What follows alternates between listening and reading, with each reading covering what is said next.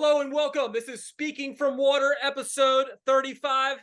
I'm with a legendary surfer, skateboarder, motocross rider, all around street fighter, professional MMA killer, Brennan Ward. Welcome to the show, my friend. How are you doing? I'm good, man. I'm good. How are you? Thanks for having me, man. Dude, so epic to have you on the show today. You come to me with extreme high regard. Everyone who's been speaking with me about like this interview is like, dude, this guy is a legendary fella. He's like the best. So thank you for taking the time out of your day. I know you're extremely busy right now. What's happening? How are you doing in this moment? I'm good, man. I'm good. Just at work, it's grinding away. You know how it is, brother. Yeah, dude. Yeah. So I want to start in the water if we can, man. Like you've been doing so many extreme things in your life, but you're a surfer. How did you get into surfing? Surfing as a kid, a friend of mine, Zach Zaneski, we were real close family friends with those guys, and I go on. I was probably Hey, can you hear me, by the way? I just switched to Bluetooth. You got me? Yeah, bro. You're here. You're coming in way clear. Oh, way fucking better. Sorry. Yeah, my phone's jacked up. Yeah, no, I was like 10, maybe younger. Yeah, probably around 10 or so. I started surfing, and yeah, it's off and running since then. And what's your dream wave? What kind of waves are you liking yourself in? Dude, I love beach breaks. I try not to even surf anything but beach breaks. My boy Rob Jones, he owns a drift surf shop up in Rhode Island. He's always surfing Point Judith, up in Gansett area. He's always surfing Point Judith, the Lighthouse, these mushy point breaks. Dude, I want fast beach breaks. A couple pump, get up, pump, jump, or pump. Like try to like pack the short break, get a barrel. Yeah. So the waves up in your region are like that. They're super punchy, super fast. Yeah, they're fast, man. Dude, we got fast. People sleep on New England, the Northeast. Like, look at New Jersey a couple weeks ago. Dude, that's every winter. The waves are gnarly here. It's crazy. Like those short breaks, like when I spent a lot of time in California surfing, it's a lot different on the East Coast, a lot different, especially the Northeast, Yeah. Last week we talked with Garage McCade, and he was like, I want to get to New Jersey. Like, I was like, where in the world do you want to go? He's like, New Jersey. And I'm saying, wow, man, of all the places, like you guys are really getting your reps in right now across the globe. Tell me your favorite spots up there. Like where you're in Connecticut, you're born and raised in Connecticut. And I'm looking at the map, and it looks like, there's like the Hamptons that are kind of covering up your local beaches there. Where are the beaches you go to when it's time to shred? So I'm from New London, so like, which is southeastern Connecticut. We're right next to. I'm right next to Rhode Island. So, that being said, when we like got our license and all that, 16, the closest spot for us was Misquamicut, right in Wesley, Rhode Island, and I've been surfing the same spot there since I was a kid. It's close. It's like 20 minutes from my house. It's good.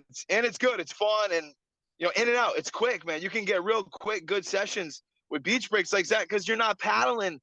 You catch a wave on a point. Dude, I'll catch, how it is. You catch 10, 20 waves, in a couple hours, like good, fun waves because there's no paddle out time. You're off the beach. Dude, you're fucking, you're 40 yards off the beach and you're getting bombers, Tell us a little bit about the surfing culture up there. It seems it seems very close knit and amongst a sea of populace. Like you guys have so many people up there, but your surfing community seems really tight knit. Tell us a little bit about that. I mean, yeah, it's pretty tight. It's tight knit, man. It's a small area, like think about how big, like, say, I always, I say California because that's, the only other state I spent a significant amount of time in, and but it's huge. Like, like where I'm at, and like out to the Hamptons, like you're saying, Long Beach. I got friends in Montauk. Every like who the good surfers are. Like who they are around here. You know what I'm saying? And some of my boys are really good. Even guys, I'm gonna be 36 this year, and but I've been, I've been going out to Montauk for a long time, been going out to Long Island, and so the good guys, it's good, it's cool, man. It's nice because I can go out there, I can just call up my friends in Montauk and go out there, hey, what's up, and go surf for a while or do whatever. It's good, man. It's a nice, tight, close community, like you said. And you've spent some time in California. What kind of time do you spend there? How did you like your surfing there? Were you training? What was that situation like? I mean, I was supposed to be doing a lot more training than I was doing, but I was just kind of surfing and partying a little bit back. This is in my old days, but yeah, I was in Huntington Beach, so a lot different than the East Coast. I'll never, like, I was on the north side of the pier one of my first time surfing out there, and it was a long, mushy wave, but dude, this thing, like, I'm pumping, cutting back, pumping, it like reformed on the inside. It's different. We don't have waves like that back home. It's fast here. It's fast. You got to be fast to your feet. You got to be fast down the line. It's a hustle. You got to hustle, dude. That's why I think, so you got a kid like Ballroom Stack. Look how good he's been doing on the North Shore. Like, look how good he does at Pipeline. I'm not saying that what we have is as gnarly as Pipeline, but these are consequential waves that we have around here in the wintertime. That's why a kid like Bal, he's from New York, he's from Long Beach. That kid's having success in Hawaii. Not these point breaks. He's not doing, I'm sure he'll do well anyways, but that's not where he's shining. He's shining at Pipeline because that's how you have to surf here too. That's how you have to surf, like you surf pipe. Get to your feet and get down the line and get in that barrel. You're gonna get slammed. That's how it is here too, Yeah, super quick to the feet and just pitching, just heaving waves. So you also have a guy out your way, Will Scudin, who does, Oh yeah. yeah, oh, he's towing all over the world. I remember running to him. He was super young. This is 2006, and he's sitting just studying Sunset Beach. And ever since then, he's just been killing it. So you guys definitely have the people. Yeah, for sure. There's a lot. There's countless. There's a lot of guys from New Jersey up through New England. There's a lot of good guys. So the Hui is one of your main sponsors. They've been with you for a long time. Tell me a bit about how you formed that relationship with that team out there, because they are hard, heavy, and they go along with your ethos too. Like, you guys are like two puzzle pieces, but you're on the East Coast, they're in Hawaii. How did you get up with the Godfather Eddie and Eddie Rothman, and what's the nature of your relationship? Yeah, so I got linked up with them through Dave Thomas, who's like he's my manager, TNT management, and but he's like a brother, father, friend, all combined, all twisted into one. So he's real tight with with Eddie Rothman out there. So I was introduced to them, through Dave. Then like you said, man, like the MMA culture and the surfing culture, especially on the North Shore, it's hardcore. So it's like real recognized real type deal where they're like, all right, this guy surfs, this guy fights hard, then, and he's cool and he's down with us, and it's more of like a friendship than a sponsorship. You know what I mean? I rep those guys because I love what they stand for. They like what I stand for. It's just a good.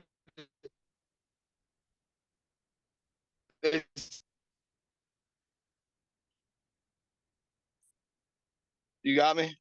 Yeah, you broke up for a second. Sorry, brother. No worries. You were saying they know what you stand for, and you know what they stand for. Yeah. So like I said, it's like it's almost more of like a friendship than a sponsorship. Of course, I got their logos on my shit.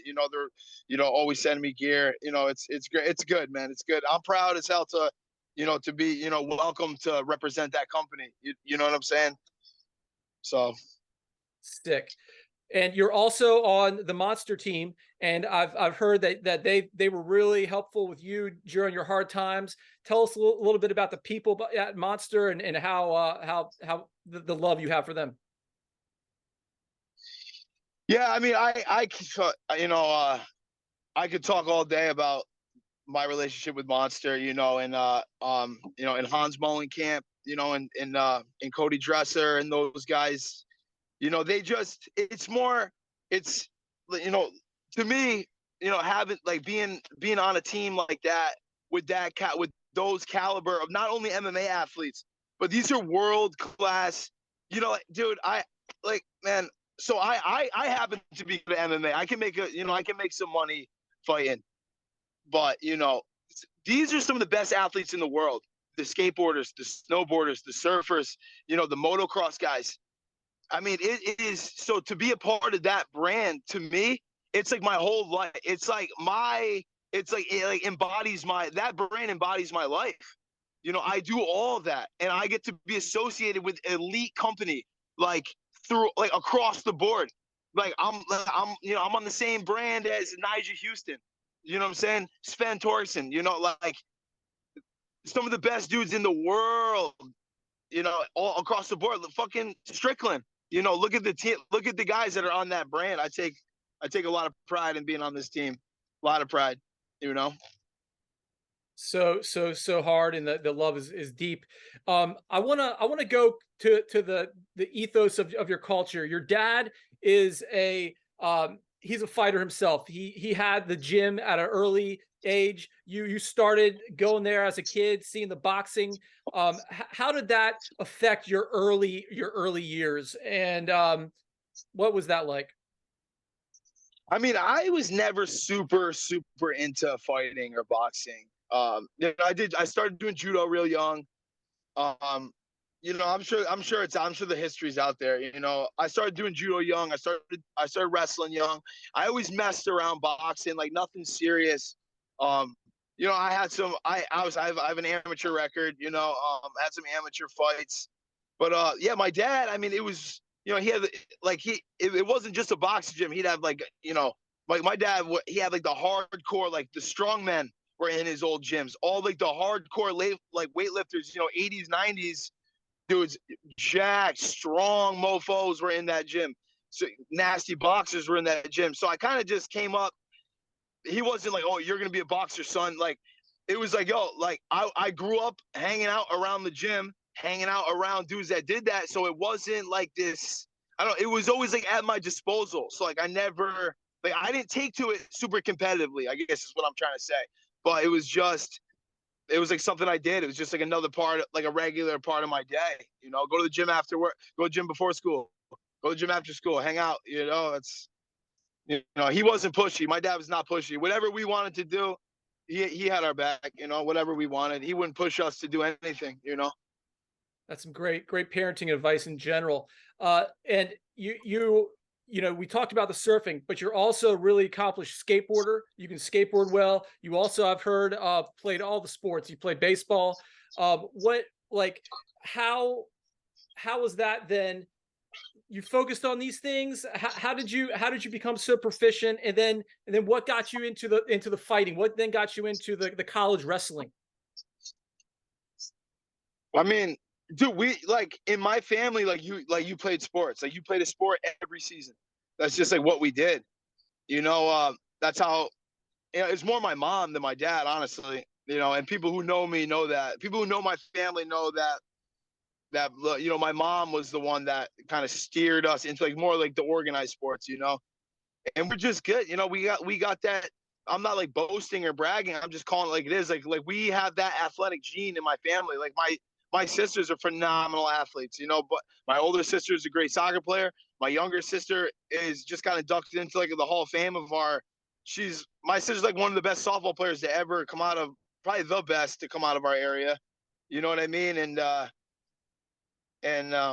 Yeah, so like sports is what we did. And my friends played sports and we rode BMX and we skated and dude, we were busy. We were so busy.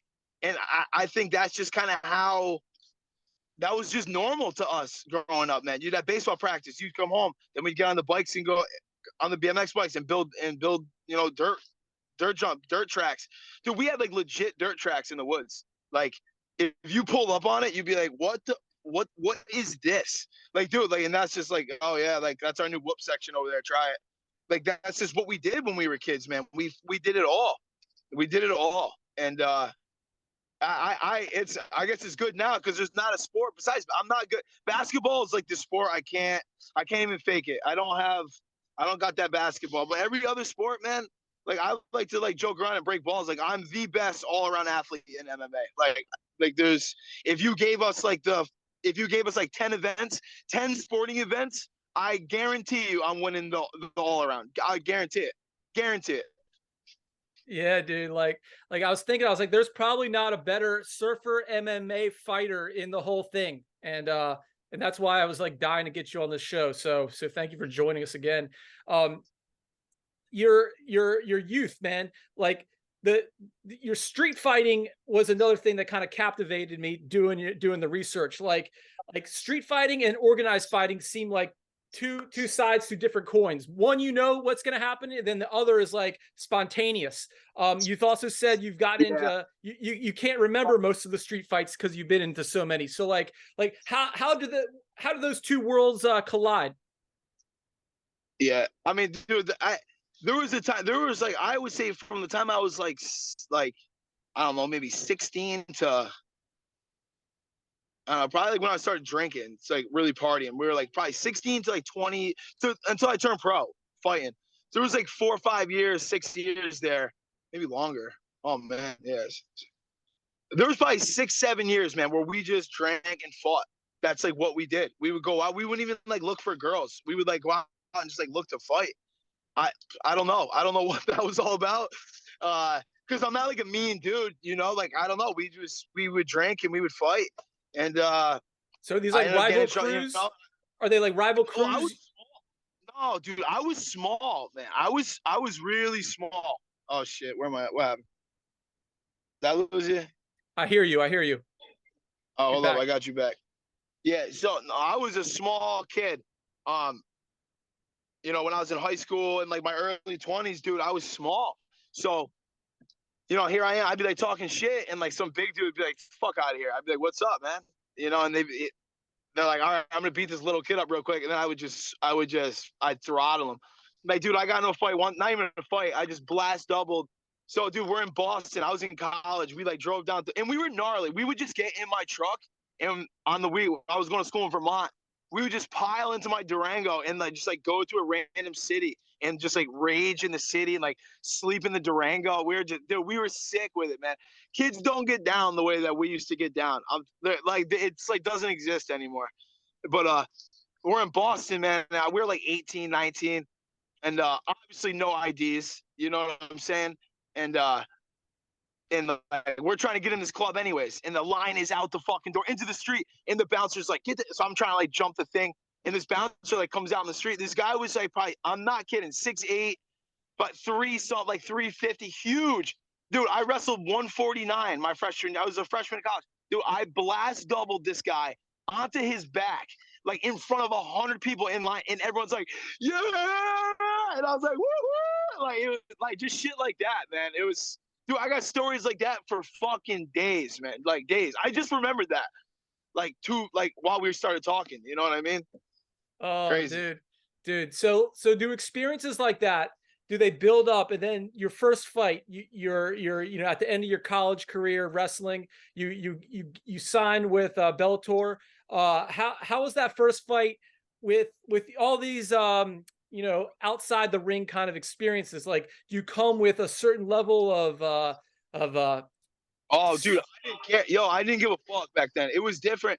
Dude, kids are so serious now. Like I'm seeing all these kids from like my area, like you know, New England. I call my area New England. You know, Massachusetts, Rhode Island, you know, New York, and whatever. They're so like dialed in. They're like you would think they were like in the UFC like already. Like how serious, dude. I was like fighting in college like for like just for money. We didn't fucking train. Like we didn't really train. We just go spar and then like show up with your boys to corner you. It wasn't. I don't know, man. We're just different. We're just gnarly. We're just gnarly. These dudes are so. Everyone's so serious, but yo, and like, I don't know. I'm not gonna shit on people, but because that's your life. To each his own. You know, to each his own. That was just never my style. I stayed true to who I was. I really did, and I really have all these years. I've stayed true to who I am, and like I am who I am. You can love me or you can hate me. You know, obviously, man. Like I'm still doing well. I still like I'm in good company. You know, you know, like nobody can tell you I'm like a dickhead, but I'm kind of, dude. I'm rugged, dude. I just used to fight whenever. No training camp, full training camp. I didn't care. I would just scrap. So when I was in college, I'd be like, yeah, fighting on CES, fighting on the regional circuit, Bellator calls. I'm like, how much? How much? $6,000, dude. I got $6,000 for my first fight in Bellator. I was still in college. What, 2011, 2012, whenever it was, dude, 6 G's to a college kid. I was like, yo, this is it. Yo, we rich forever, dog. Like, we made it. You know. What did you do when you first got that check? Dude, I bought. Yo, ask my boy. Yo, dude. I'll call my boys right now, the Gorilla Brothers, man. I rolled into the snowboard shop, and I actually still have the snowboard. I rode it yesterday at a local mountain right by my house. I brought a brand new like snowboarding setup, dude, brand new surfboard. I fucking blew it like in a couple weeks. You know what I'm saying? I bought, dude, because I had ragtag gear. You know, it's not that like I couldn't like afford gear, like my family couldn't afford gear, but my mom's like, that board's still good. You're riding that fucking board. I'm like, Ma, like, I've had this board for like 10 seasons. She'd like buy them tall so like I could grow into the board. You know what I'm saying? Dude, as soon as I had dough like that, boom, brand new canoe. Wait, right here. This is the board. This is the board. Yo, right here. I bought this board right here with my first Bellator check. What? Hell yeah. Yo, that board, yo, these fucking, but look at, there's a skateboard truck attached to it right now. What are the chances? Dude, you know what I'm saying? Yeah. That's that shit right there. You know how I get down, G. Dude. So are you born this way, or do you learn this in your environment, or is it a combination? You know, this is a nature nurture question. I want to get to the heart, because dude, it seems like everything you get into, you're super extreme. You're like the extremist. Yeah. It's nature. It's in my nature. It's in my nature. I don't know, dude, but my mom was so hardcore. Like, is this my job? Fucking guy. Hey, can I answer a call real quick? Or yeah, no? yeah. Take it. I'm holding. Go. Yeah. Yeah. All right. Hold up. I'm just gonna text this fool. Be like, dude, I'm on the phone. Yeah, dude. Do what you need to do. All right, he'll figure it out. That's my oh my god. And why we have this this moment here? How many minutes do we have? Because it looks like you're at work, so I don't want to like. Hold up. Check. Check.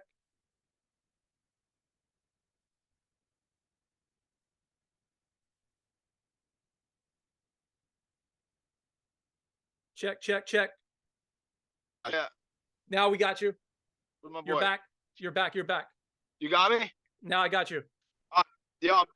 I had. Yeah. Yeah. So what we were saying about being extreme. My mom was hardcore, dude. Like, my mom's a nasty skier. She was like really good. She's still good. She's 65. She can rip still. Her knees are a little messed up. But so like when we were kids, bro, like we'd show up at the mountain. If it was raining out, yo, we wore like garbage bags, dude. Like you skied. Like, you're going to soccer practice. You're getting on this. You're going. Like, oh, I'm a little sick. You're going to judo. Like, she was hardcore. Like camping, dude. Like, she had us on the go all the time. So I think it's in my nature, and we learned that from my parents. You know what I mean? Yes. And how many brothers and sisters do you have, or family or siblings? Younger sister, older sister. And your mom was the stay-at-home mom who like kept you all under wraps? No, dude. No, my mom worked. My mom was a gym teacher. My mom was a phys ed teacher. Yo, we were in daycare, dude. We were daycare kids, ripping it up, hanging out with the older kids. Dude, I got my teeth. These are smashed out again. I got another set of teeth smashed out in the swings. Like, dude, I used to follow the older kids up to the tree forts. We were daycare kids, man. Like, my mom's going back to work. Like, yo, my dad worked fucking sometimes 12 hours a day, 7 days a week. My mom was a full-time work. Dude, it was like business. My house was gnarly. My house was gnarly. But, yo, I credit the way I was brought up to why I'm still, like, on the scene. At 36 years old, dude, I'm still hanging with the young bucks after I did drugs for like 10 years and went to jail and went to rehab 100 times, had some kids, came back. Dude, I'm a full-time welder, construction worker. Look at my shit. And I'm still on the scene because, dude, I'm like a hardcore guy. That's why, yo, like, I always have a job. I'm always working. Dudes are hitting me up. Hey, man, is there work right now? I'm like, yo, there's work if you're a beast, but you're a fucking pussy. So, no, there's no work for you. Like, you got to be, yo, you got to be about it in every sense. You got to just be about it. That's why Bellator, like, man, like, if like the dirty secrets, not the dirty secrets, but like if my real, like, how many times I pulled out of fights and like didn't perform well and like fucking came up, like, dude, they were probably like, this fucking kid, you know, like, dude, and they signed me back, like, yo, because they know I'm coming with it, dude. You're not gonna get, you know what you're getting, man. You gotta have a dude like me around. You gotta have a guy like me. You know, I hate to say it, but you do. You know.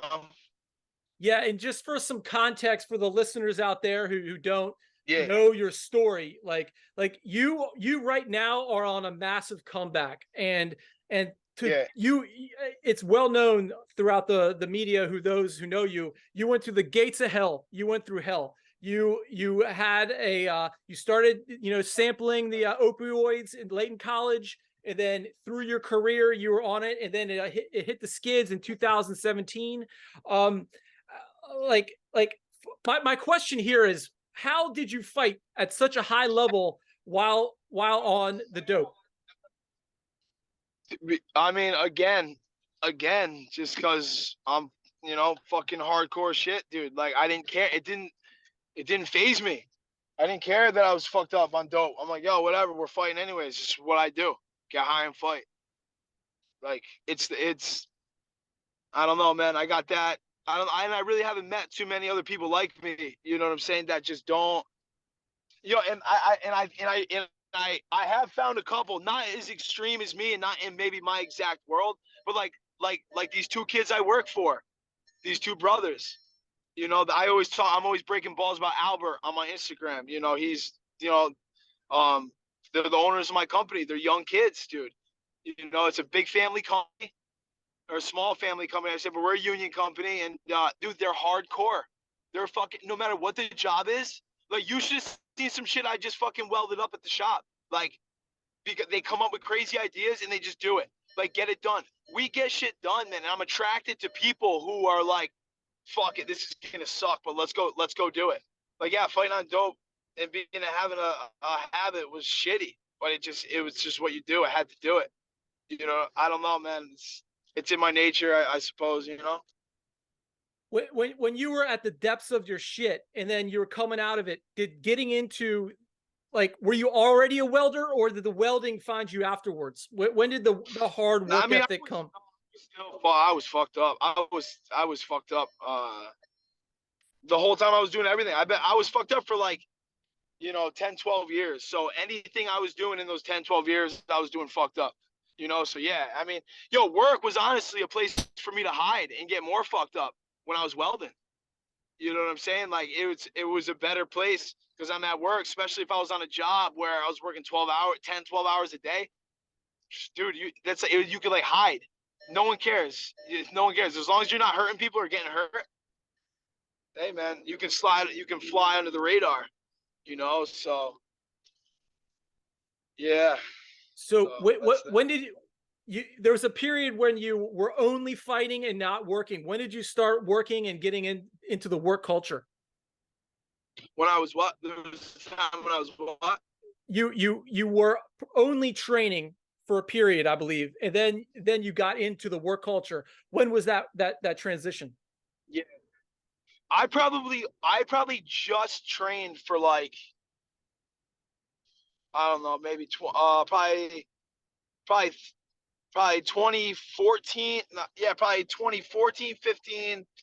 Probably for like 3 years. You know what I'm saying? I just trained. I can't believe I went that long just training because I wasn't even training. I wasn't. I was just partying. You know, I was just fucking I was just up to no good in those 3 years, man. And probably, and I got serious about my job when I was gonna quit fighting. I got real serious. I probably got real serious about work like in 2016 ish. You know,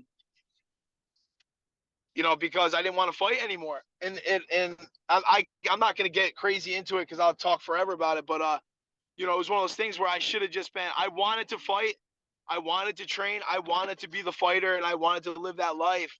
But I couldn't do it because I was too high, and I was so wrapped up in that life that I was just like, I don't want to fight anymore. I'm quitting. I'm just gonna go back to work. It was just easier for me to do drugs and work than it was for me to get clean and train. You know what I'm saying, dude? I probably could have.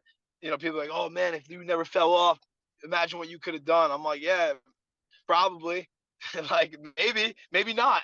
You know what I'm saying? Who knows, dude? That's just a crazy sport. It could have done me. I could have done better. It could have done worse. But it is what it is, man. I ain't looking back. I'm good now. Better later than never. And I'm in good shape still, man. I'm still fast. I'm still strong. I'm still explosive. I think I got shit. I'm 30. I'll be 36. In the summertime, I got probably 3-4 years left. Like before I even started slowing down. Yeah, and watching the fights from the previous 12 months, man, you seem as powerful as you did back from the old tape. How do you feel right now? What is your body like at this age? Do you feel smarter? Where are you at? Yeah. I mean, it's no secret now that I tore my bicep tendon and the UCL ligament in my elbow before I fought Logan. Like before that but 3 weeks before the fight, I tore my shit. And it was too late to pull out. I'm not gonna fucking bag the main event like that. No way. I wasn't gonna do that to Bellator. I wasn't gonna do that to myself, not to Logan. Like I had already taken 2 months off of work, so I fought anyways. And it got a little worse out there, obviously. But it's healing up, man, and I'm ready to start a fight camp. I'm pretty much I work out before work. I train a couple days after work. My job itself is super physical. I'm in good shape, man. I'm ready to start. I'm ready to start. I'm waiting for a date. I almost got on a card in February, but I don't know how much I can divulge about that stuff. Yeah. Yeah. No need to say anything you don't need to say. Yeah. Yeah. So where is the elbow like? Like how's the healing coming? It's good. I'm good to go. I'm good. I'm ready to. It's healed up. So I'm ready to rock. I'm back to 100%. Pretty close to it. What's your day like? Like you wake up, you go to the gym. What's your kind of schedule? Just wake up, go to the gym, go to work, come home, get bombarded by the kids, hang out, and then go train again some nights. You know what I'm saying? It's hectic. But it's kind of what keeps me on the straight and narrow. So it's all good, Now your job is, you've said your job is so physical, it's almost like training in itself. Is your camp life more I guess guided, or do you view them as kind of like the same thing? What if I'm training for a fight? Well, like your camp, like what's a camp look like? Scheduled, like say I was gonna fight in March. Let's just say March, for example. Like I'll stop working 2 months out from the fight and just train. You know what I mean? Like I won't work construction. I'll take some time off from the job and I'll just concentrate on beating whoever I got to beat. And what do you do in your brain to do that? Like, are you kind of just like whoever they bring at me, I'm gonna bring the pain, or how do you analyze the fighter? Nope. Same game plan. I just go out fast and hard, try to finish. You know, Now, doesn't matter who it is. and your style is that you come with so much power with your hands, and you're fast. And your background from the beginning was wrestling. How do the two combo, and what do you like more? I mean, I like to stand and bang. That's like my thing. You know, that's I'm a crowd pleaser too. You know, I want to put on a show. Sometimes putting on a show means more to me than winning. You know, um, yeah. So I mean, I can wrestle. I can wrestle. Like my last fight, if my elbow was straight, I don't think I was getting taken down by that kid. I would love to fight him again. I don't think it's gonna happen though. I don't think I'll ever fight that kid again, but I would love to. I just don't think it's gonna line up. I think now that we're under the PFL, I think he's gonna start having some issues. You know what I mean? And now, what does that mean? What does that mean exactly? Like, dude, he was a matter of time before I knocked him out. You know, he's a great kid, great, unbelievable wrestler, unbelievable. You're talking about Logan? Yeah, yep, Logan, yep. Talking about Logan. So, and the fight before that was with what was his name? Hamosi, right? Yeah, yep. All right, going into that fight, you must have been just on another level of mentality, because you're clean, you're coming out of it, and it's on CBS. I was into that fight. I was into it, and it showed. Like, tell us about that fight. Tell us how you were going into that, and contrast it. You know, it was just a lot. It was a big fight, man. It was a big fight. The CBS thing was a big deal, and it was a big card, and it was a major, and it was like my first big fight back, and you know, everything was going right, and I was really I'm a mental guy. I got to be into it. Like with the Logan fight, I had a couple other things going on too in my life, and I wasn't into it. I wasn't into it the whole time, even before I got hurt. I just wasn't into it. I did like a long kind of weird camp, you know. I had a brand new baby. My baby was just born. You know what I'm saying? Like I had two little teeny kids. It was hard. I had a lot of other shit going on. I was stressed out in a lot of other areas of my life, and it showed. You know, right now, I got the same feeling I had before I fought Sabah, where I'm like really into it. In Sabah, it was a fight where I was like, you know what? Win or lose, I'm going to go out there, have fun, and throw down with this dude. With Logan, and it was like a toss-up with Sabah, because we had the same style. I'm like, yo, he could knock me out, or I could knock him out. Like, it's not – with Logan, I put a lot of pressure on myself too, and I wasn't even – because I was like, there's no way I'm losing to this guy. I cannot lose to a guy with hands like that. I can't. I'm not going to do it. So I put a lot of pressure on myself. He was the #1 contender. I was like, dude, if I beat him, I'll get a title shot. And I didn't really want a title shot. I don't know. I was in a weird place. But now I'm back. Like, dude, I'm ready to go. Like, my next fight is going to be, I guarantee it, is going to be so nasty. Nasty. And how much of a control do you as the fighter have about that, or do they just come to you? Are you, how does this world work? Yeah, a little it's different. It's different. Once again, it's like I have a different relationship with Bellator than a lot of guys have.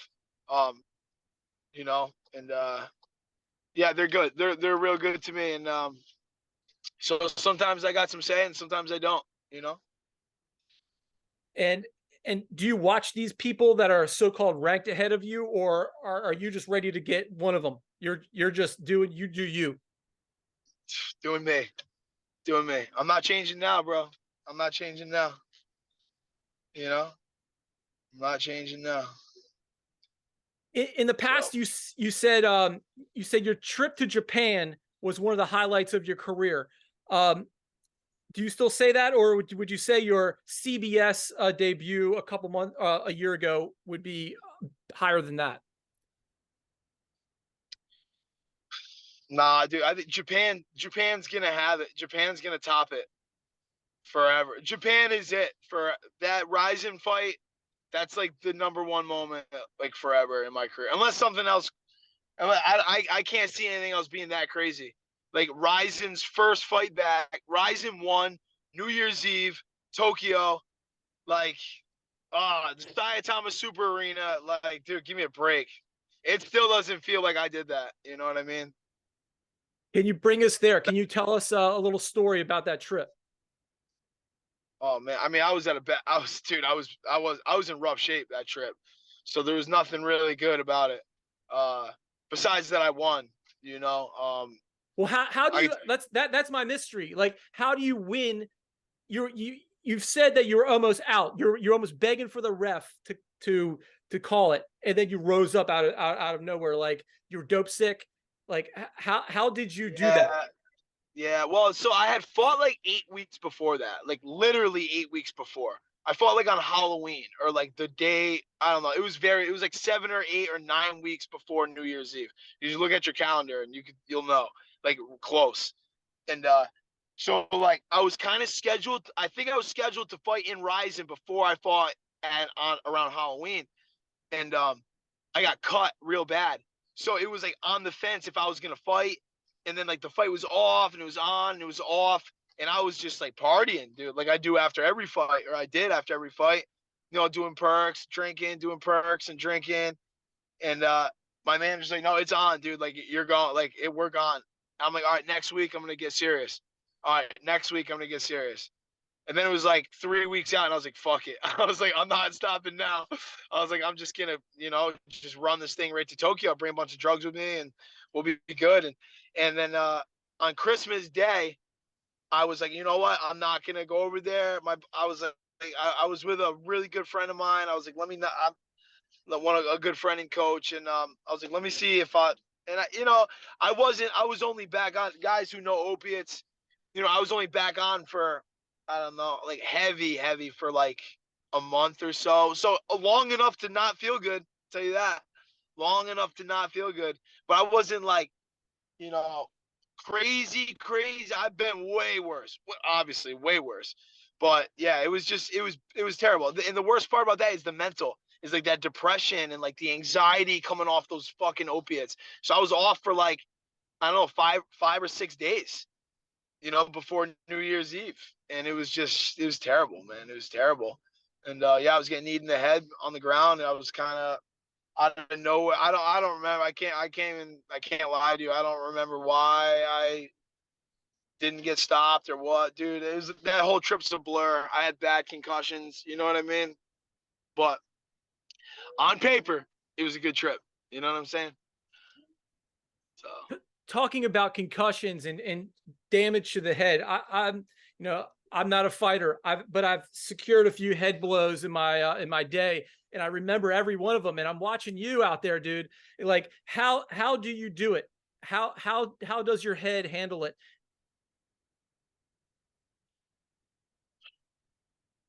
I mean, I don't know, dude. It's just what we do. I try not to think about it too much, I guess. I don't want to get too deep into that either, because I'm still actively fighting. Yeah, yeah, But that's yeah, cool. concussions. Yeah, yeah, concussions are no good, dude. Gotta be careful. I train a lot different now. We used to spar hard when I first, like 2010, 2011, 2012, when we were first getting into it, dude. We sparred hardcore.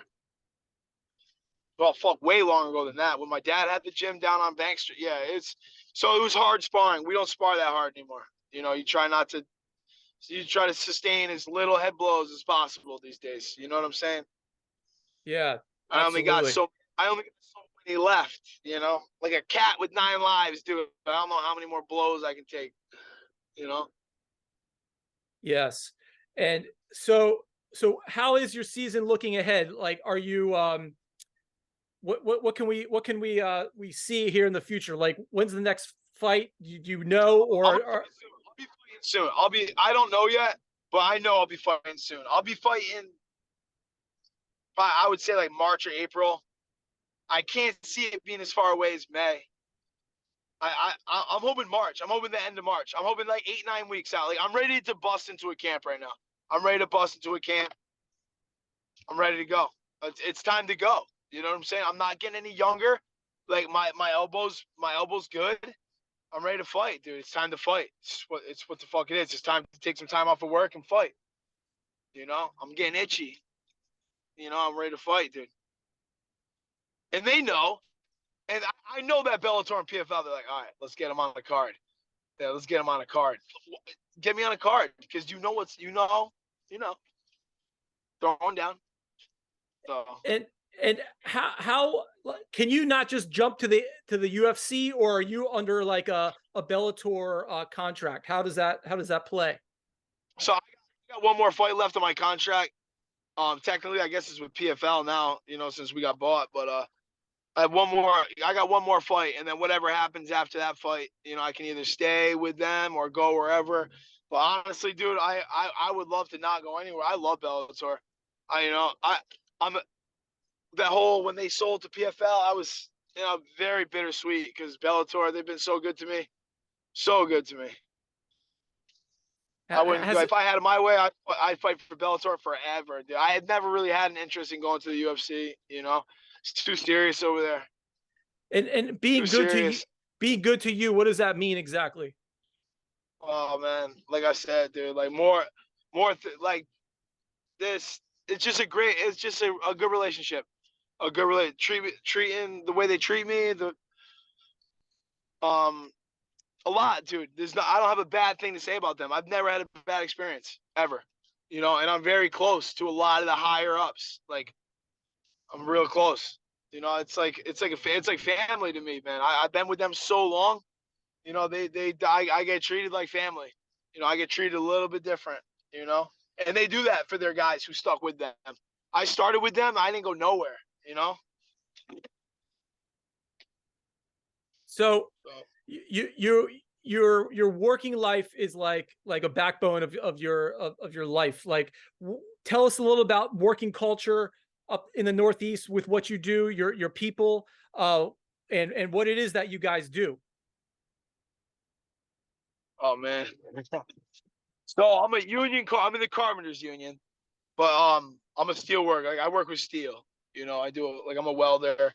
Um, um, and we do all kinds of stuff, man. We do dock work. We build docks. You know, we like a lot of different shoring systems, and a lot of stuff that people wouldn't even, if I started using the terminology, people wouldn't even know what I was talking about. You know, we build bridges. We build bridges, like infrastructure. We do infrastructure. That's what I'm in. Like heavy structural. The infrastructure of this company, of this country, is what I do. You know, we do. We're not out framing houses. You know, we're doing big boy shit. You know, big boy shit. Cranes. I work with cranes every day. Work with giant drill rigs, dude. Shit that'll kill you. Gotta be so careful. Everyone, you gotta be good. You gotta be safe. It's serious shit what I do. Like, real serious. Like, people die doing what I do. Like, on the regular. You know. And what's the culture like between you guys? Hard, dude. Hardcore. These are hardcore people. This is like cancer. These is like far right people. You know what I'm saying? Like, far right. Like, yo, like, if you were like some of these young apprentices that are on the job scattered around, dude, they, like, the way that guys talk, like, this is how guys talked, like how you remember when you were a kid. 80s, 90s. These dudes are stuck in the 70s, 80s, 90s, dude. Like, it's fucking, it's hardcore. There's no protecting your feelings. You're getting yelled at. You're yelling at people. There's fights. You know what I'm saying? It's dirty. It's cold, gritty. Dude, it was 12 degrees this morning. Everyone's bundled up and fucking miserable and fucking walking around smoking cigarettes. Fuck you looking at. Like, that's what it is, dude. It's fucking gnarly. Like, you get smacked right in your head if you're talking shit to someone, you know? Like, hey, man. But I love it. I fit right in. Yeah, so it takes definitely a certain type. Do you guys have a hard time like getting new recruits, or is it? Fuck yeah. Hell yeah, dude. It's hard to find dudes that are good that want to do this. It's just, dude, like, I would, if I didn't know anything about construction or anything about anything like that, I would, like, drive by like one of my job sites and be like, what the fuck are those guys doing, dude? Like, we're like, fucking, we got, I mean, yo, the amount of equipment that we got going, we got massive generators, massive air compressors, we got welding machines, we got excavators, we got drill rigs spinning, grout plants firing grout, fucking turn on the water, like fucking huge water tanks we got to keep full. There's so many moving parts to what we do. It's so hectic and like dirty and rugged. Dude, we've had guys show up and leave like an hour later. Like, nah, man, this ain't for me. This ain't for me. This ain't it. This ain't it, man. Oh fuck. But So I don't know in, anything else. I don't want to know anything else. This is my shit right here. yeah, you're in the union. Like it takes time to get into the union, right? Like you just don't show up and you're in the union. Yeah. So no scrubs need apply. You know what I'm saying? Dude, we make a good living. We make good money. You support your family. All my boys, dude, we all do. We all own nice houses. We all got nice shit. Like we make good money. We're proud of what we do, because we're like look what I'm wearing right now, dude. Like look at my dirty, gritty ass shit. I'm all ripped up, dude. Burn stains everywhere. Yo, and like people will like see us. Like I'm outside of Moe's right now, about to get a burrito. I'll walk in here. You know, you got people. You got like the business people. They're looking at us. They look at us sideways. Like, look at these dirty guys. Like, no, dude, no. Like, no, you got us twisted. Like, we're with it. Like, we have a good life. We got good benefits. We make good. Dirty hands, clean money. That's what we say. Dirty hands, clean money. And we're proud to rock it like that. We're proud to walk around all grubbed up and fucking knowing that we worked hard all day, dude. Because we got a couple grand. I got a couple G's in my pocket. You know what I'm saying? What's up? We do it right, man. And we take pride in how hard we work, and we take pride in the money that we make doing this, you know? yeah. So like down here in the South, there's no unions. And no, there's not. My girl's always like, let's move to Florida. I'm like, no, no way, dude. Yeah, do you want to say something about that? The union ethos, like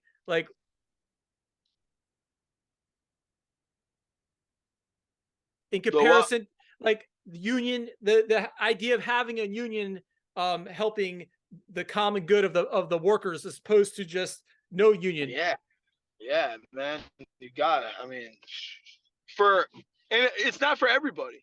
I'm not one of those guys like, oh, you're not in the union, you're a scab. Like, no, that just doesn't. That's not what you do. Like, that's not. It does. Maybe this doesn't apply to your life.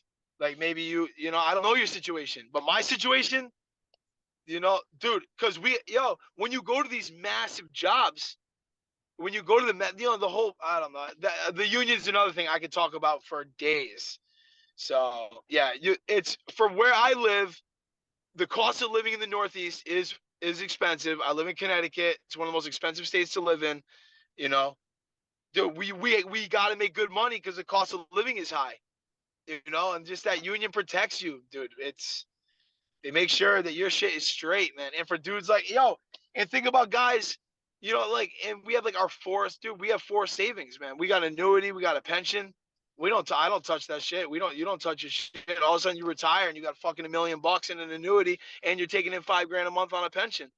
What's up? What's so bad about that? You know what I mean? Yeah, you worked hard your whole life, but if you don't mind hard work, and you don't mind getting dirty, making money, dude, then come on over. You know, I got a spot for you. You know, your job site you were showing the other day on the storyboard is like a very rugged place. You also then work on the water. Are the two places close by, or like you got to travel between them? Yeah, I mean, like sometimes you got to travel. It depends. It all depends where the work's at. But it's just, I mean, everything's relatively close. I don't ever work more than like an hour from where I live. You know.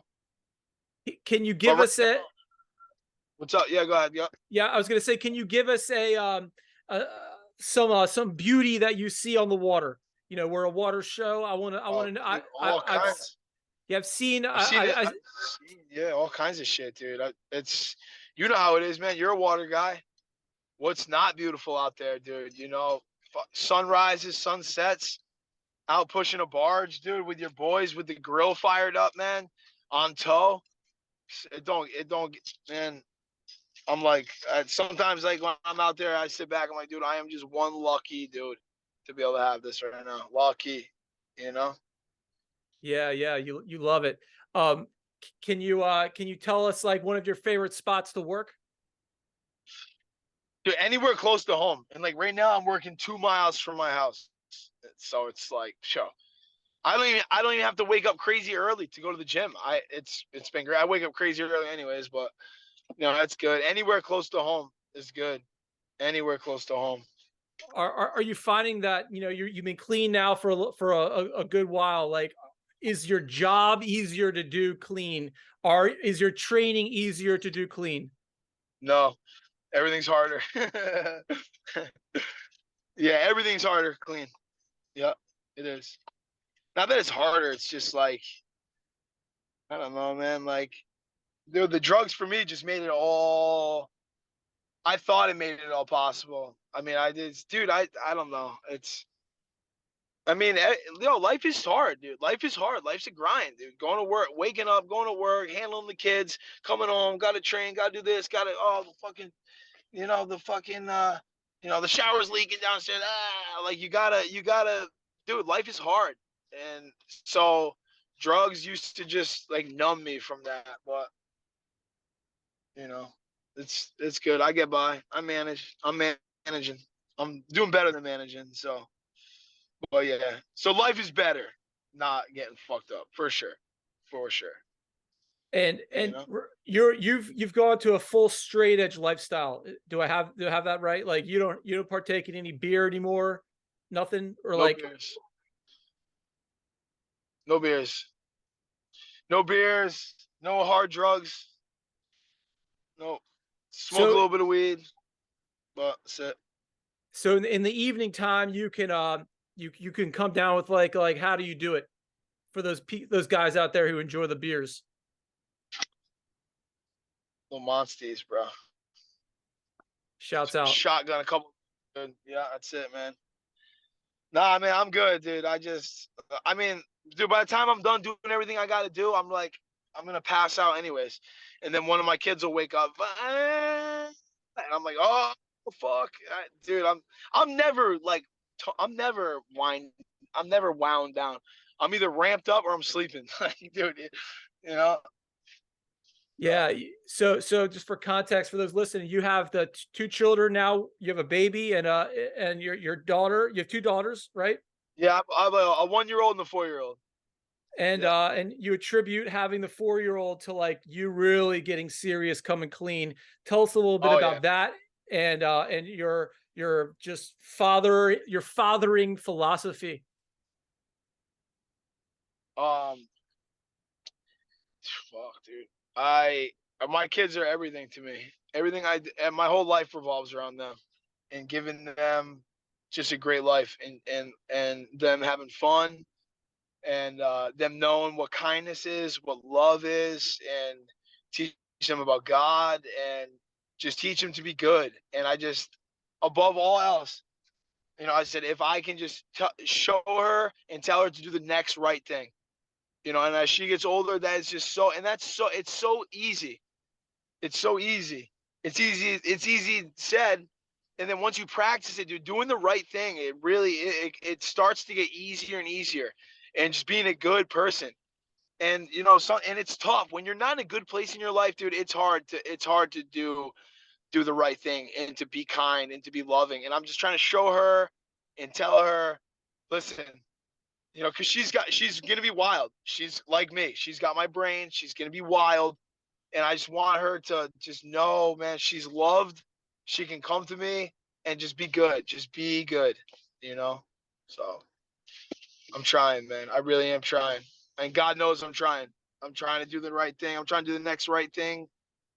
Always, you know. You you mentioned God. How does God play a role in your life these days? I mean, I've always had a real close connection with God, always, even through it all. That's why I have what I have after I've done what I've done. I've always tried. I don't talk about God. I don't talk about money. Those are like the two things that I think are really personal. So like I don't touch too much on that. I'm religious, you know. I was born and raised Catholic. Yeah, so I try to do the right thing. I have a pretty close connection with God. Pretty close connection, closer than people would even believe. So, and they call you Irish. They call you the Irish. How did you get that nickname? dude, I don't even know, man. One of my dad's old partners used to like break my balls, like, the Irish bad boy, and like I hated it, and it stuck. I don't even like that. I don't even like the nickname. Never liked it. I don't even want a nickname, you know. But whatever. I'm like more Italian than I am Irish. You know what I'm saying, dude? Like I just had them an Irish name. Yeah, no, it's like Yeah. there's no context to it. If I could ditch it, I would ditch it today. You know? Tell the announcers at Bellator next time, right? Yeah, I could tell them. I could just be like, dude, I'm all done with that. I think I did. I think my very first fight back, I didn't come out to Irish Brennan Ward. I don't think I did. And then it came back. And then all of a sudden, like 2 fights, I'm like, Irish Brennan Ward. I'm like, what the fuck, dude? I lost that shit. All right. Well, everyone heard it here first. No more Irish. What's Brennan listening to? What's on your playlist these days? Well, man, I listen to like a wintry mix, dude. I listen to some punk rock, a little bit of hardcore, a little bit of reggae, a little bit of rap, anything but country. Really, I don't like not a lot of poppy shit. I don't listen to like the radio. Not much pop, not much no country, no pop, a lot of rock, a lot of punk, a lot of rap. Yep. Rap, rock. You're from the Northeast. I'm from DC originally. I'm a hardcore punk fan. What's is Earth Crisis in that list? No, not much Earth Crisis. No, you might like some Bad Brains, right? Yeah, love some Bad Brains. Yeah, and Minor Threat. Yep. Yeah, I like Minor Threat. Yep, like Minor Threat. You like No Effects? No, I mean I'll listen to them. I think like I kind of like some West Coast. I was like kind of into Pennywise, shit like that. Like some West Coast shit. I definitely like Bad Brains. Because I like reggae too. You know, they got a great flow, dude. It's a great. I love those guys. And then I'll go through phases. I'll listen to a lot of rap music. You know, like guys like Apathy and Vinny Paz. You know, some old Wu-Tang and shit. And then then anything like sometimes like I'll be feeling like real thugged out. So like I'll have like some Pooh Shiesty on. You know what I mean? Like it gets you hyped up. You know, but so. A mix, anything but country, really. Yeah, I can see that. You definitely have the swag factor happening. Before I let you go, what do you have to say out there to people who are struggling with addiction, who are in the throes of pain, or maybe their family members are watching someone who is? What's the road out looking like?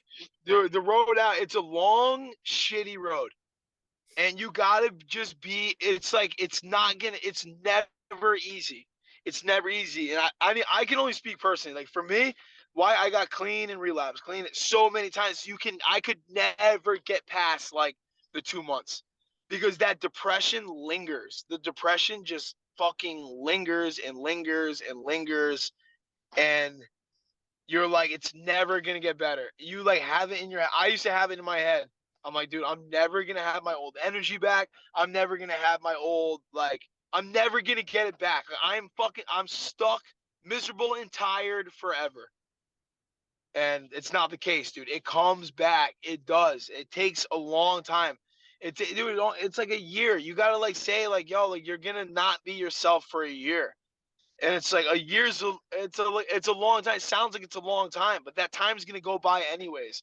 So you gotta just be okay with feeling shitty for a year. So try to line yourself up. All right. So I convinced a kid to go to detox last week or this weekend. I had a kid go to detox. A kid I used to not even get along with. I hated this kid. Couldn't fucking stand him. But he hits me up and he's like, "Hey man, I'm struggling." I'm like, "All right, dude." I told him, I'm like, "Yo, get rid of that fucking apartment, drop your car and your dog and your cat off at your parents' house, and go to fucking. You got no kids, go. And he's in detox right now. He's getting it done, and so it's just, man, line yourself up so you can have the best shitty feeling life for a year. Like, get yourself a job that you don't have to break your balls. Like, dude, and then just do it and deal with a shitty year. Like, we did this to ourselves. Now you're gonna feel shitty for a year. You know, hey, you just gotta do it. If you want to do it, you'll do it. And that's the other thing. When people aren't ready, they're not ready. You're not ready. So do they have to hit? Do they have to hit the rock bottom to feel the ready? No, I don't know. Everyone's rock bottom is different, man. Everyone's rock bottom is different. You know, you gotta lose stuff that you love. You'll start to lose stuff that you really love. Not your fucking truck, you know, not your fucking apartment, not your, you know what I'm saying, not your fucking, not your KLX 110. I'm talking like when you're gonna lose your family.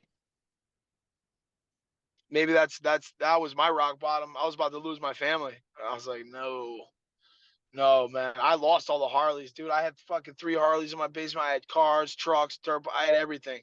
I lost it all, dude. I lost everything. I didn't care about none of that shit. What? This Harley, dude, 2,500. They're like, what's wrong with it? I'm like, nothing. I need a bag. Like, that's what. You know it, G. You know it. Yeah, you're true champion. You got only a few minutes, I understand. What do we have? 15 minutes? Yeah, 15 we could do, yeah. Sick. Okay, so I really want to get this one question. What's your most memorable? Just like you're on your deathbed, you're like, that surf session I had back then was the sickest shit. What was that surf session? Probably. Let's see. Probably the first time I surfed on the backside of Block Island. I was probably like 18. Yeah, I was probably 18, and we're doing this roof, right? Me and my boy Zach Mayo, and we're working for my boy Miles' dad, Mr. Washburn. So we're on this roof and we're doing what we're doing our thing. And Mr. Washburn pulls up and he's like, "Yo, it's huge on the backside of the block. Let's go." We jump in his boat. He's got the tuna boat. When we anchored around the backside of block, I could feel like the groundswell, like being out there, you know, like we're getting all our shit ready, and all of a sudden the boat would just doof. Like them, they were pushing. And I don't know, are you familiar with Block Island at all? No, tell me where it is. Where is this? So yeah. So Block Island, it's an island off of Rhode Island. And on the backside there, you know, up against the bluffs, there's some nasty big point breaks, you know, when it gets big, you know.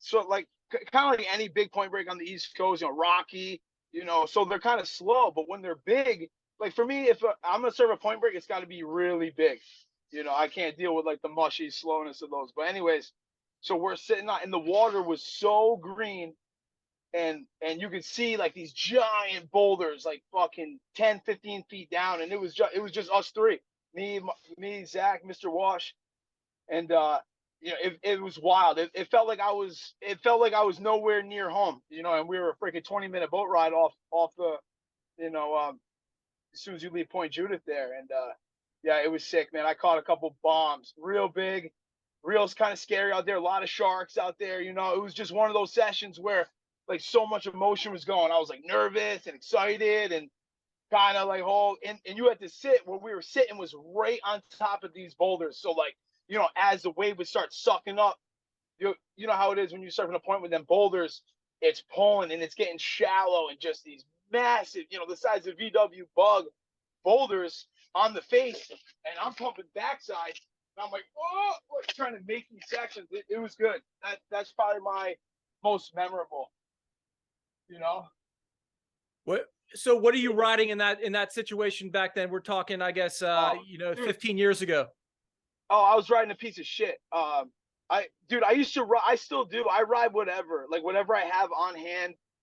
If I don't have a board with me, I'll ride anybody's shit. I'm not I've always been like so firm that like it's not the board, it's the surfer. Like I'll surf any board in any conditions, you know. And I think that day I was on a some weird. It's like a seven. It was like a 7.6.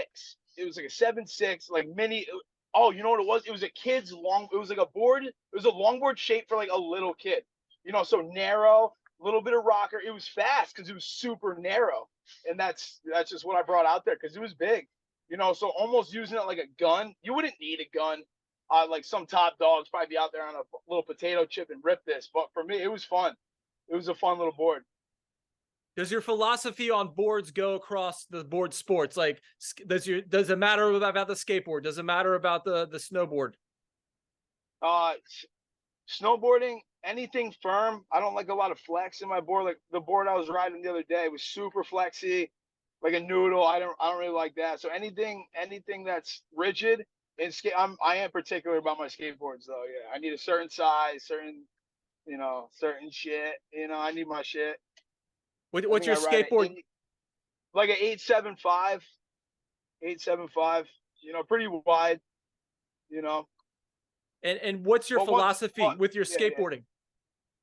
What do you like as far as what? Like are you like a street? You like ramps? What's your game? Dude, like a little bit of everything. I try to like be as well rounded as I can. I'm not a great like skateboarding is probably like my worst of the three of surfing, snowboarding, and skateboarding. I'd say I'm probably the worst at skateboarding. But I love it. And you know, I say I'm the worst, so I could, you know, like if you never skateboard and you watch me skate the park, you'd probably be like, oh, that fucking dude's pretty good, you know. But it's like for my standards, I'm not where I would like to be. I like to be able to flow and just kind of, you know, especially as of late, snowboarding, skateboarding, surfing. I'm trying to like work on my flow and like my even like MMA. I've been trying to be more like fluid. You know, I was training last night with my boy and my boy Ross Levine. He's the combat karate world champ. Doc Turbo, I call him. He's so smooth, man. So anything smooth. I've been trying to be more smooth lately, more fluid, skating, just trying to like flow more, keep my arms a little more relaxed, you know. So yeah, dude, I was in the pool and I was thinking about my questions for you, and flow and the flow mindset was at the top of it. I'm glad you brought that up. How do you achieve that in your day-to-day in your sports? What's your how does your mind get to the flow state? And before you go there, like when I watch your fighting, like the ones where you win, you seem like you're so in the flow, you know exactly what that next move is going to be, and it shows. But the ones where you're like where it didn't work out, like the decision wasn't there proper. And I think that might go across to your board sports too. Speak to the concept of flow for us. The flow, like I'm a huge mental guy, so I got to be in the right state of mind. You know, when everything's clicking and I do get into that flow, it's almost like the opposite of what you said. Like when I'm flowing, like in MMA, dude, I don't know what's next, but I know my athletic abilities and like my not even skills, like my instincts, dude, my instincts guide me. You know, I'm a really instinctual person, and I just do what I try to just let go and just do what is going to come natural to me because I can do anything out like I'm speaking about the cage right now. Like there's no like technique that like I can't do. So if I'm in a situation and I'm like relaxed and I am flowing, dude, shit's gonna come out that you didn't know I could do. Like when I knocked out the dude last year, you know, Sabah Hamasi, dude, we were up for fight of the year in 2023, dude. We were both just throwing and trying to kill each other. And I don't have to think about it. Like when I knocked him out with a head kick or dropped him with a head kick, I wasn't planning on throwing that. I was planning on throwing a knee. So like I'm coming up with the knee, but he was too far away. So I just like extended my leg. You know? And I never practiced that, but I'm an athlete. So that just is what happens, you know? And, yeah, so kind of being as comfortable enough to let your skills come out. And I would say like probably surf. I could relate to that more in surfing because you don't know what's coming like that way, especially surfing a beach break. And it's a real crashy, dumpy beach break. You know, you don't know what section's gonna do what. You could be pumping. This whole thing's gonna, this whole thing's going to crash on you, or it could make it past the sandbar section. And now you got a nice gradual shoulder again. Now you can pump across that shoulder, pump and find another steep section. So I guess like kind of going with the flow would be like a surfing thing. Where the skate park, you pick your line and do it, And how do you find the flow in a practice session? Having good partners, having guys you're comfortable with, having guys that you don't, that like say you're learning something new. And all right, like I don't like not being good at stuff. So I don't necessarily like doing a lot of new techniques because I don't like the learning curve. I don't like the process of not being good at it for a while until you get good at it with practice. I want to be good now. And it's crazy, dude. I'm starting to see that in my 4-year-old already. If she can't do something right away, she has like a meltdown. So I'm trying to figure how I'm gonna deal with that with her, but that's another podcast. Yeah, bro. Like I've got a 9-year-old, and he's a boy, and the same thing. If he can't do it immediately, it's like the world's over. I'm like, bro, you just learned how to throw a football. Like you gotta take your time on this. Dude, and listen, man, I think long and hard about that. I really do. Because like my whole mission right now in life is to set my kids up. Not like, I need to leave my kids millions. I want my kids to just be versed and know how to deal with situations and like see every situation and know how to handle a situation. And so going back to like your son and my daughter who have like the little meltdown when they can't do something, dude, I see the positive in that. That means they want to be good. Dude, little Joey from down the block, he's out in the soccer field. Like he's picking dandelions and he's having a great old time. He don't care how good he is. Dude, my daughter wants to be good. Your son wants to be good. So if we can channel that and try to deal with the meltdowns and try to deter those meltdowns from coming without being too like in their face. Like, hey, when you feel like this, Kova, you gotta not love up I gotta try to enter it very peacefully and like maybe remove her if I have to. And that's what I've been doing. I've been removing her from those situations. Maybe not the best thing to do, but I don't want her to get overwhelmed by those emotions right now. That's the point. And on that note, how valuable to a person is losing and the losing part of life? Do you believe that that's a must? I mean, maybe for certain people maybe for certain people, I mean, everybody's going to lose at some point. Everyone, it's a part of it. Everyone's going to lose at some point. How have you been able to handle your losses? Oh, I just don't. I'm kind of different, man. I'm kind of different. I handle things a lot differently. Just got to move my car so I can break out the forklift. No, I don't know, dude. I used to not care. The only reasons like I really cared about losing a lot is because I was so afraid about like how people like judging me and how I would look to everybody, and like I'd be like embarrassed if I lost, not like for my own shit, especially if like I didn't train hard or dude, I feel like I've never lost to somebody. I've never lost to someone that was truly better than me in every facet. I'm talking like any loss I have, dude, I feel like maybe Shlomenko at the time when I lost for the title, he had too much. He might have too much for me. Yeah, can I out wrestle him? Yeah, but he had a little too much for me. But besides that, dude, nobody really. I never really thought I could. Yeah. I'm just moving so I can get the forklift. Yeah. What am I on top of? Hold on. I think I'm on top of something. Am I on top of the drill steel? I'm over in the yard just running stuff over. Are you sure? Am I on a chain? Yeah. Oh, what is that? Yeah. Hey, this is my boss.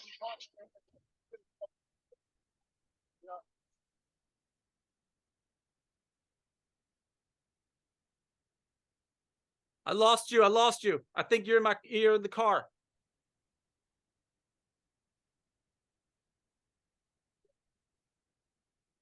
Brennan. Woo. Yo. All right, you're back. Yeah, I'm back. I had to. Yeah. I was on top of a picking chain, big old chain, a big old block of concrete, in my little teeny Volkswagen Golf, bro. You know, swag. So swag. The swagged out Golf, dude. The dad mobile. And I got to ask you a training question before you leave. You're 35. Recovery as I also age is like a must. Like how do you view recovery and training, and where in your training is your cardio? And what are you doing? Dude, I don't even like hearing that number from you, dude. 35. Like when Bro, did I turn 35?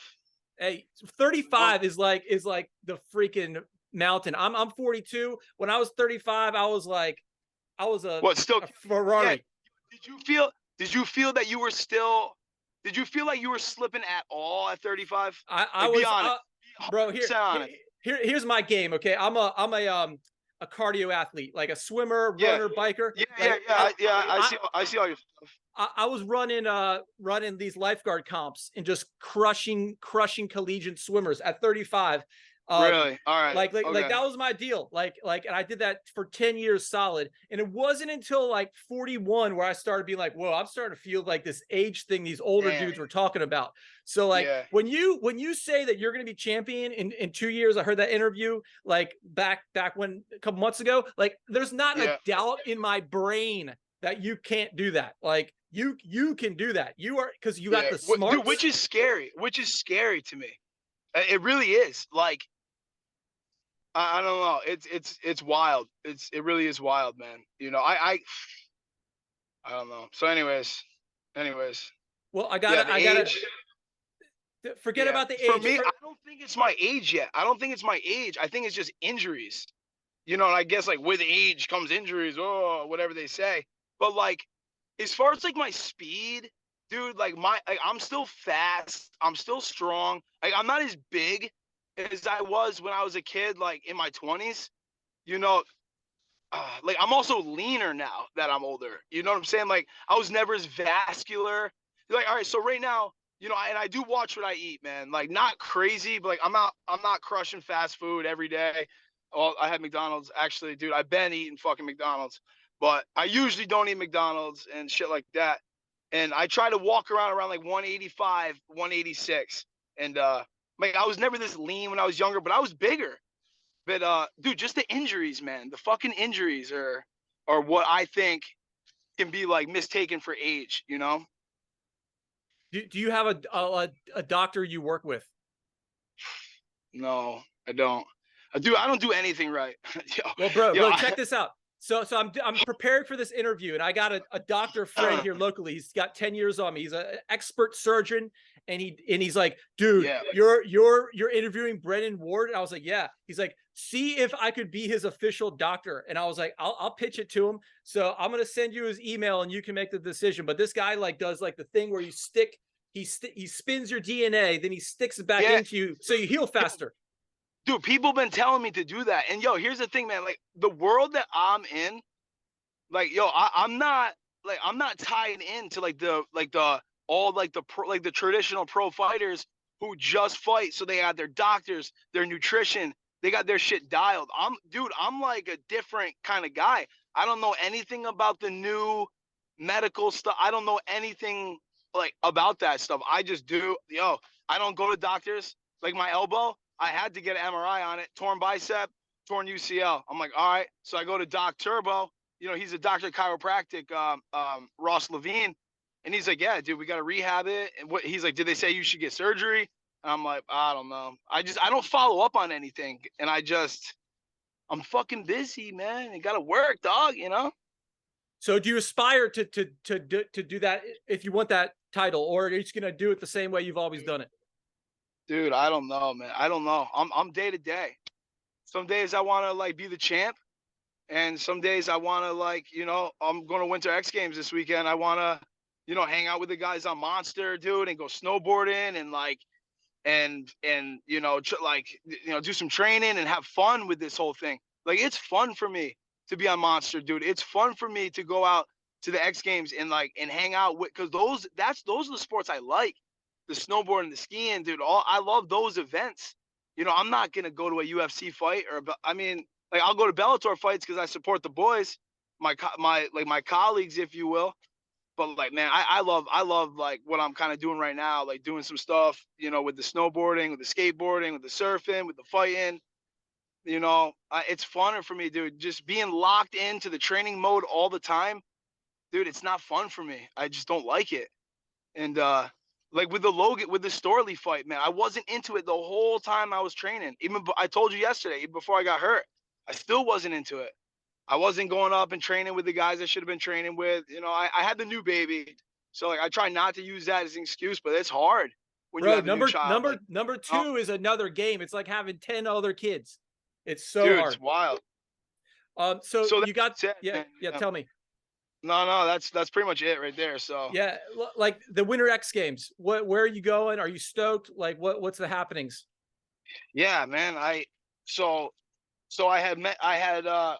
had mentioned, you know, to the guys that, you know, like my dad and some of my other buddies I talked to, I said, if I'm not fighting in February, I said, I'm going out to Winter X no matter what. I was like, I'm pulling up.